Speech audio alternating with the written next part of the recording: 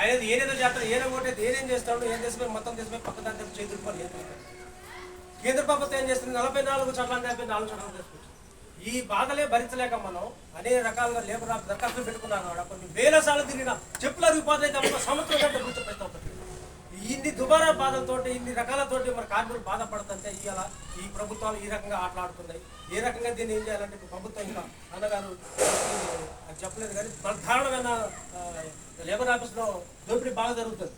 దీన్ని అరికట్టడానికి ముందు దీని గురించి మనం బాగా ఆలోచించాలి. దాన్ని ఆలోచించాలి, దీని ఆలోచించాలి. దోపిడీ మామూలు దోపిడీ కాదు. మన ట్రేడ్ యూనియన్ వాళ్ళు ఎవరు పోవట్లేదట, మొత్తం తెలచింది. అన్న చెప్పారు లక్ష్మణ అన్న ఇంత కట్టపట్టుకొని జేబులో నల్ల చొక్క వేసుకొని పోతున్నాడు. నేను పోతే మొన్న అదే పరిస్థితి, నన్ను ఆపి వాళ్ళని తీసుకుంటాను.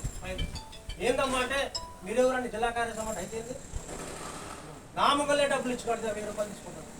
ఇంత దారుణమైన పరిస్థితి అక్కడ ఉందా?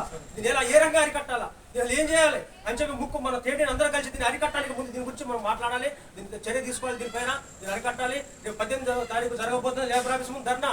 దానికి కూడా మన ఖమ్మం టౌన్ జిల్లా మంత్రులు డివిజన్ నుంచి అన్ని కార్మికులు భార్యను కదిలి దాన్ని విజయవంతం చేయాలి. అదేవిధంగా 23 హైదరాబాద్ బోర్డు ముంగలు ఉంది, అక్కడికి వేలాది సంఖ్యలో పాల్గొని ఆ కార్యక్రమాన్ని ఆ ధర్నాన్ని పాల్గొని దాన్ని విజయవంతం చేసి మన చట్టాలు కాపాడుకుందామని చెప్పి IFTU భవనంలో కార్మిక సంఘం తరఫున నేను కోరుతున్నాను.